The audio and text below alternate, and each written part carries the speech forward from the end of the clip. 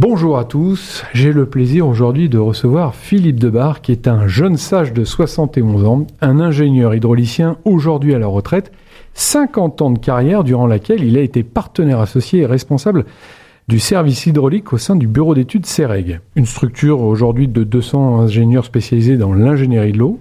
Dans les années 90-2000, il a été à l'origine d'une innovation importante dans la cartographie des zones inondables, en utilisant les premiers systèmes d'information géographique, les SIG, pour automatiser et actualiser ces cartes, ce qui a permis à son bureau d'études de concurrencer de grands groupes nationaux et de remporter des marchés importants, notamment en Île-de-France.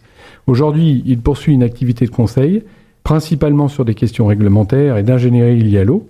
Il est reconnu pour sa capacité à anticiper les évolutions du secteur, à intégrer de nouveaux outils technologiques et à vulgariser les enjeux liés à la gestion de l'eau, notamment dans le contexte du changement climatique et de la raréfaction de la ressource pour l'agriculture.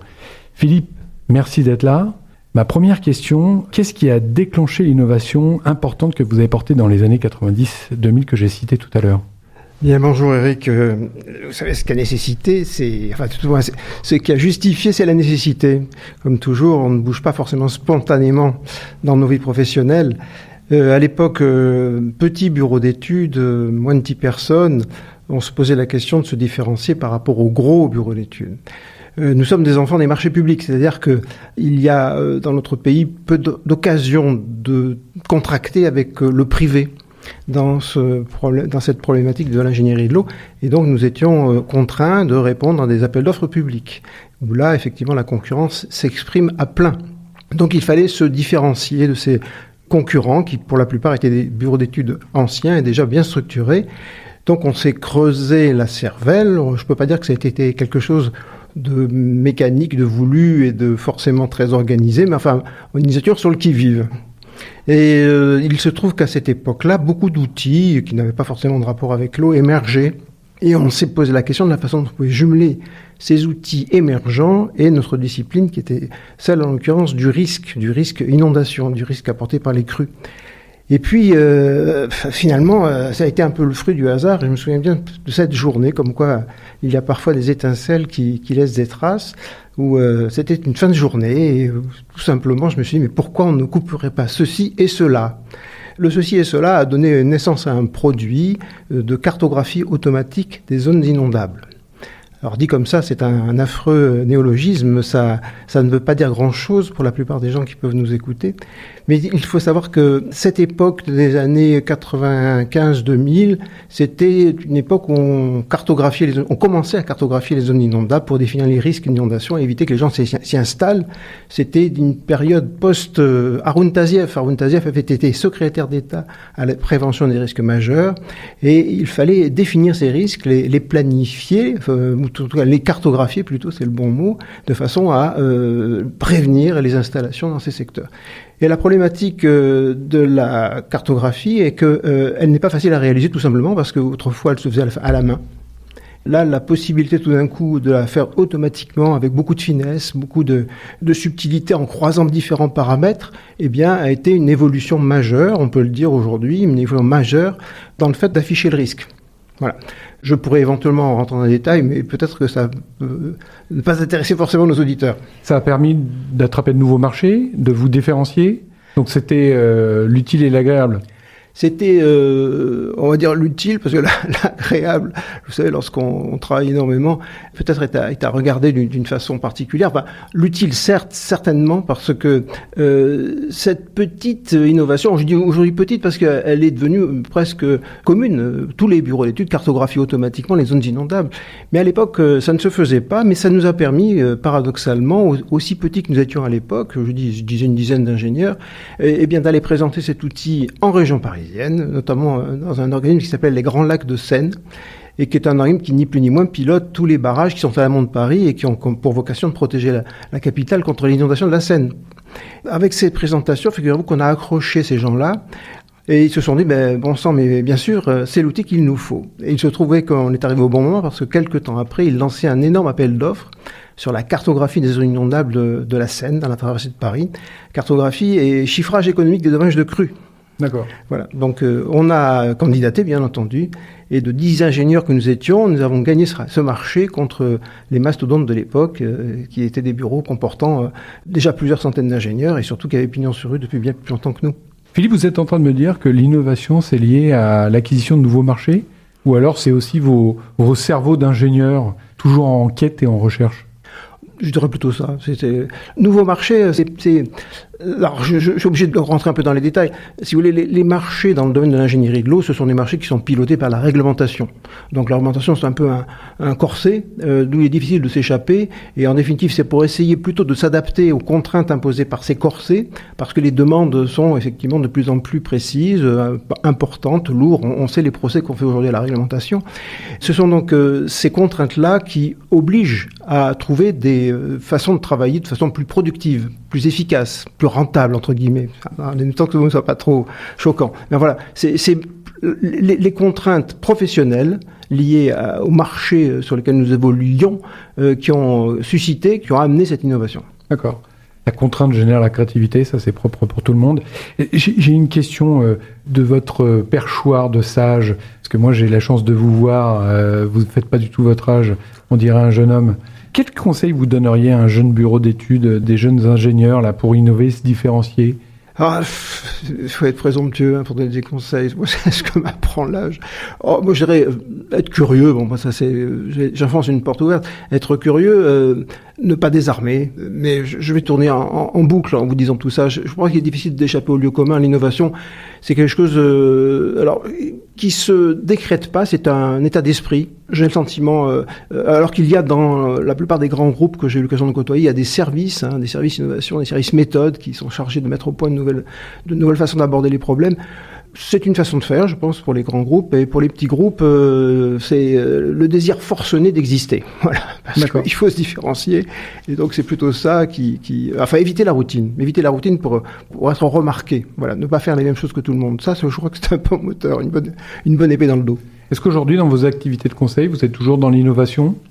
Non, je peux plus dire que je sois dans l'innovation. Je suis peut-être plus dans j'essaye de susciter auprès des gens que je rencontre l'idée qu'on peut faire plus vite et mieux.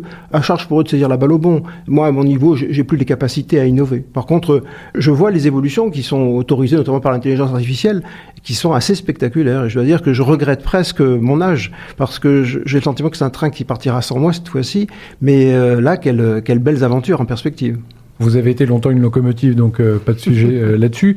Comme on a un spécialiste de l'eau, c'est quoi les grands défis actuels en matière de gestion de l'eau en France ? C'est le manque d'eau. J'allais dire, le manque d'eau, c'est devenu la problématique une des deux problématiques. On va dire que aujourd'hui, la problématique de la gestion ou de l'affichage du risque, on va dire qu'il est en phase où on passe d'être d'abord bien affiché. Je pense que l'État a pratiquement terminé la réalisation de ces cartographies de risque, qui sont des documents qui sont annexés au PLU, etc., qui permettent de définir où s'exprime le risque naturel. Donc je pense que c'est quelque chose, j'ai pas de statistiques à vous fournir, mais je pense que c'est quelque chose qui est largement entamé.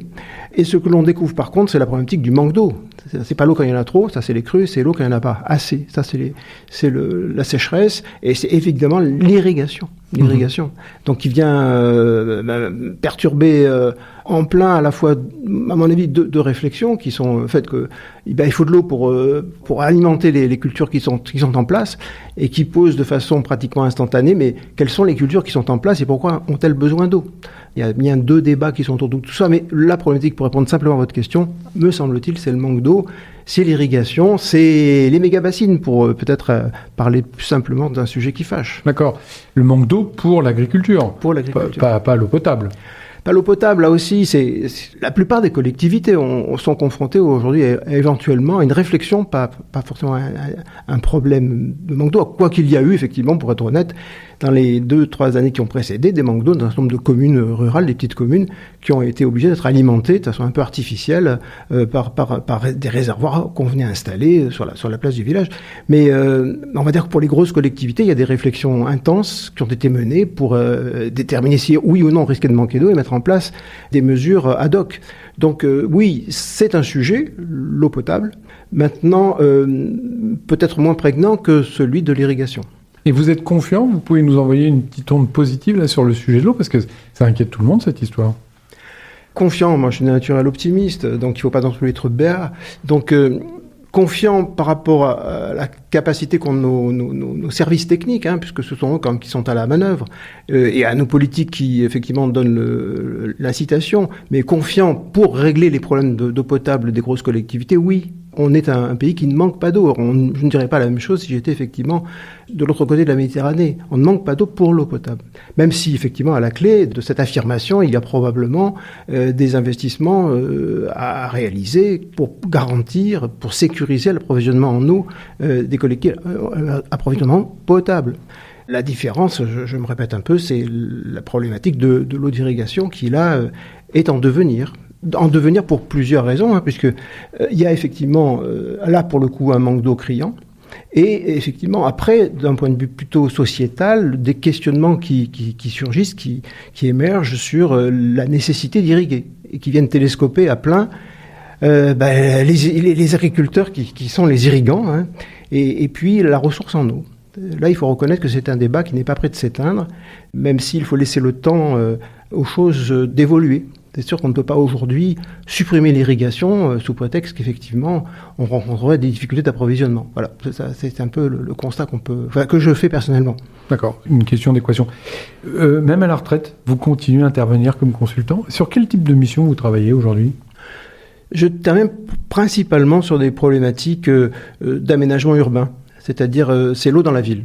Voilà, de l'eau dans la ville, vous savez, de façon très prosaïque, c'est la problématique des écoulements. Donc il pleut, ça ruisselle, alors ça ruisselle, c'est engouffré dans des tuyaux qui ensuite vont s'évacuer dans des rivières, mais ça peut ne pas arriver jusqu'aux tuyaux et inonder. Donc l'eau de pluie, elle est porteuse de soucis, de risques, et je suis intéressé par ces problématiques-là. Protéger contre les ruissellements pluviaux, qui sont générateurs d'inondations, et faire en sorte que ces ruissellements pluviaux s'évacuent correctement par des réseaux, ou pas d'ailleurs, puisque depuis quelque temps on a dit que les réseaux n'étaient pas forcément la meilleure solution.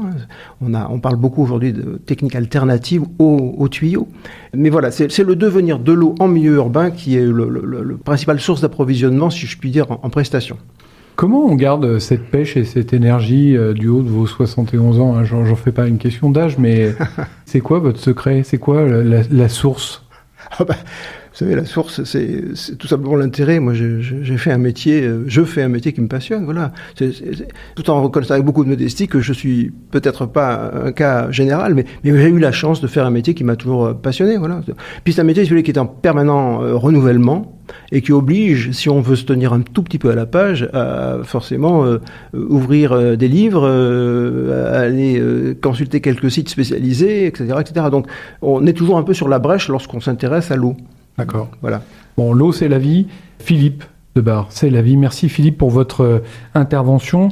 Moi, ça me fait penser à quelque chose, c'est que l'innovation naît de la curiosité, pour reprendre vos propos, et de la capacité à voir dans chaque contrainte une opportunité de faire mieux pour soi et pour la collectivité.